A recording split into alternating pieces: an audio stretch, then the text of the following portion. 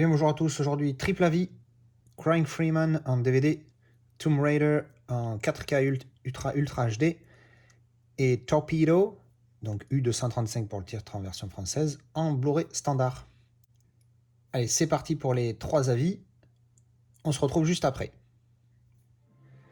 Alors, je viens de finir U235, alors le titre original, j'ai checké sur IMDb, c'est Torpedo, donc torpille en anglais, Torpedo. Et apparemment, d'après IMDb, la version belge, mais le titre anglais de la version belge, ce serait Torpedo U235. Bon, bref, Torpedo, quoi. Alors, bah écoutez, film de sous-marin, donc c'est mon dada, c'est ma spécialité. J'ai beaucoup aimé. Alors, très bon film, je vais mettre 7 sur 10, sans réflexion. Ça, bon, c'est pas un grand film non plus, donc ça mérite pas un 8. Mais c'est suffisamment bon pour un bon 7. Voilà, c'est un film d'1h45, je crois. Non, franchement, c'est pas mal. Voilà, je viens juste de le finir et comme vous pouvez voir, il y a encore le générique. Alors, l'histoire, c'est des mercenaires belges qui sont recrutés pour transporter de l'uranium qui va servir à créer la bombe atomique aux États-Unis. Et donc, ils partent du Congo belge. Le but c'est d'aller aux États-Unis et évidemment, mais sur le trajet ils vont être dans la merde parce qu'ils vont se retrouver en face d'Allemands et du coup ils se disent, vu qu'ils sont censés être Allemands, il y a une histoire là-dessus. Bon, grosso modo c'est ça l'histoire. Je vais pas en dire plus parce qu'après c'est du spoil, mais franchement c'est pas mal fait. On retrouve cette atmosphère des sous-marins que j'aime tant. Alors évidemment ça n'a rien à voir avec le roi, The King, Das Boat. Mais c'est quand même un très bon film. On a cette atmosphère où on est dans un endroit confiné. On est sous l'eau, donc il y a un problème, t'es noyé. Enfin, c'est comme être dans l'espace.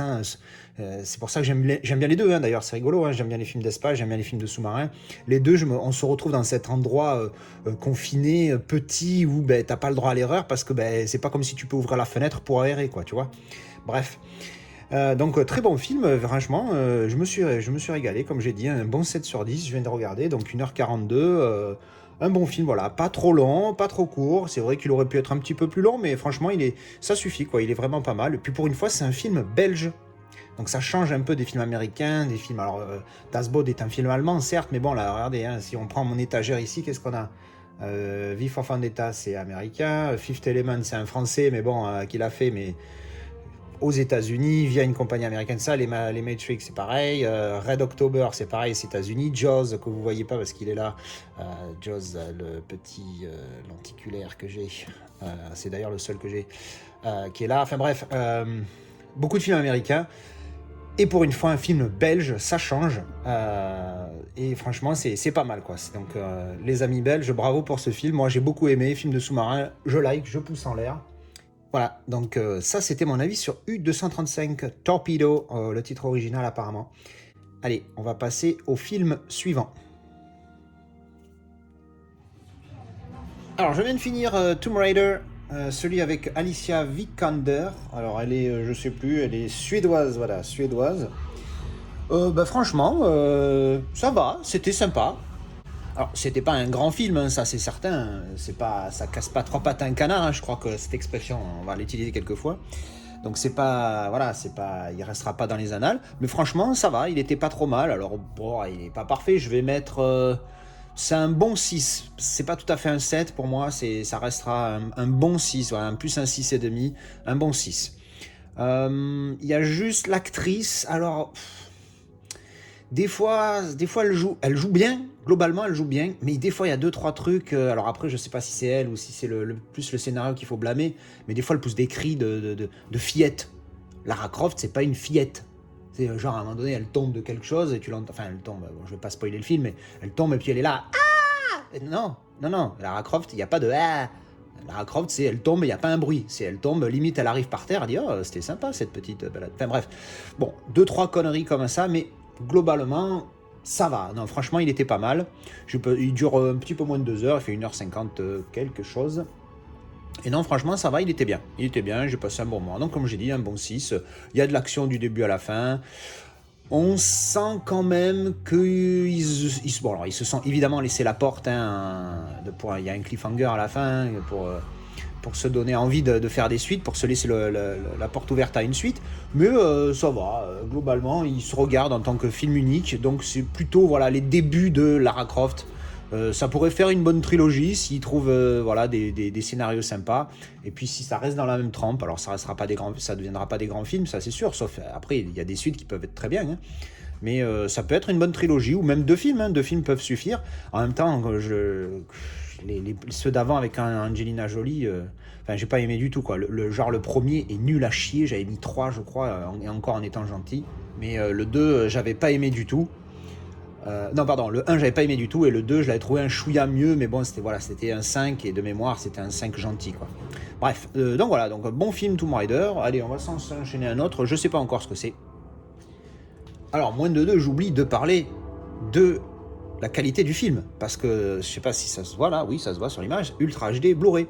Donc, il était en 4K, enfin, il est en 4K, et alors, il est beau. Il n'est pas parfait. De toute façon, faire mieux, ou voire même aussi bien que Mortal Engines, c'est juste pas possible. Mais au niveau qualité, putain, il est propre. Il est très très propre. Alors, il était masterisé en 4K, mais filmé en 3,4 à Ariro, là, 3,4. Donc voilà, c'est propre. La qualité. Alors, de temps en temps, il y a un chouïa de grain, mais vraiment très très très léger. Donc, ça passe large. Mais après, les gros plans, surtout sur les visages et tout, c'est nickel, c'est très propre. Il y a longtemps que j'avais pas vu un film 4K parce que, bon, entre les James Bond que j'ai vus, Kindergarten Cop, Red Sonja, tout ce que j'ai vu récemment, c'était des vieux films et des vieux films et filmés sur support Blu-ray simple standard. Donc au niveau grosse qualité, j'avais pas trop ça. Mais là franchement pas mal.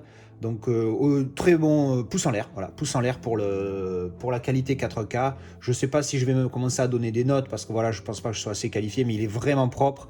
Tiens, je vais faire un petit comparatif avec le Blu-ray. Alors, donc je viens de faire un petit comparatif, je viens de mettre le Blu-ray. L'amélioration, elle est, j'ai envie de dire, flagrante sur celui-là. Alors, c'est pas, attention, quand je dis ça, c'est parce que pour un œil habitué entre le 4K et le 2K, il y a une différence flagrante. Par contre, si vous avez, comme d'habitude, malheureusement, j'ai envie de dire, si vous avez le 2K, si vous avez le Blu-ray standard, ça vaut pas le coup d'upgrade pour le 4K pour ce film-là. Parce que oui, évidemment, le 4K est mieux et comparé à d'autres, il est beaucoup mieux. Mais le 2K est vraiment très bon déjà. Après, encore une fois, c'est toujours pareil. Budget, envie, tout ça. Si vous pouvez, allez-y parce que le 4K, il est vraiment très propre. Mais je pense pas que ça vaille l'upgrade. Surtout que le Blu-ray est bon. Si le Blu-ray est dégueulasse, bon, je dis oui, allez au 4K s'il est mieux. Mais là, le Blu-ray est très bon. Donc franchement, moi, je n'upgraderai pas. Après, voilà, mais c'est encore une fois, c'est chacun son goût. Mais le 4K, il est vraiment propre vraiment mieux par rapport au Blu-ray. Voilà, donc c'était mon avis sur la qualité. Pour le son, c'était correct. Encore une fois, je suis pas assez équipé pour juger du son. Mais niveau image, là par contre, j'ai ce qu'il faut. Et oui, le 4K, il est pas mal. Allez, cette fois c'est bon. Merci et tout de suite un autre film. Alors, je viens juste de finir de regarder The Crying Freeman. Si vous connaissez pas, franchement, c'est pas mal. Alors, c'est inspiré d'un manga. Alors, je connais pas du tout le manga original, mais moi, pour le coup, le film, j'ai beaucoup aimé. Franchement, c'est sympa. Je vais mettre un bon 7 sur 10. L'histoire, pour ceux qui connaissent pas, c'est une bataille avec les Yakuza, tout ça, les Chinois, des sociétés secrètes où il y a des assassins, on va dire, entraînés pour tuer, quoi. Hein, vraiment des professionnels de l'assassinat. Mais des ninjas, enfin bon bref, un truc, le mec il se débrouille avec des couteaux, des armes, avec tout ce que tu veux. Et en gros, le Freeman, il a une mission, il doit tuer quelqu'un, finalement il la tue pas, et puis qu'est-ce qui se passe pas, c'est l'histoire de ça, et franchement, alors j'ai pas trop envie d'en dire plus, parce que j'ai pas envie de spoiler, mais franchement il est bien fait, les scènes de combat sont sympas, et puis il y a ce code d'honneur tout au long du film qui est vraiment pas mal, et c'est un truc que j'aime beaucoup, donc c'est un bon 7 sur 10, c'est pas un grand film, mais c'est un très bon film, voilà, donc 7 sur 10, c'était pas mal, voilà, j'ai bien aimé. Donc je recommande The Crying Freeman si vous l'avez pas vu. Alors la qualité du film en qualité d'image, c'est du DVD propre, correct. C'est pas dégueulasse, c'est pas horrible comme j'ai pu en voir certains, mais voilà, c'est correct, il y a pas de souci. Et puis alors, en DVD on le trouve pas cher, donc si vous avez l'occasion, allez-y. Voilà, donc ça c'était The Crying Freeman.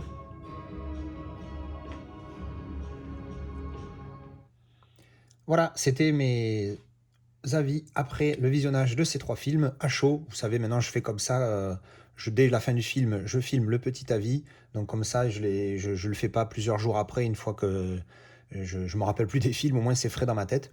Donc voilà, ben, j'espère que ça vous a plu et que ça vous a intéressé, ça vous a donné envie ou pas de voir les films. Merci de voir regardé cette vidéo et je vous dis à bientôt.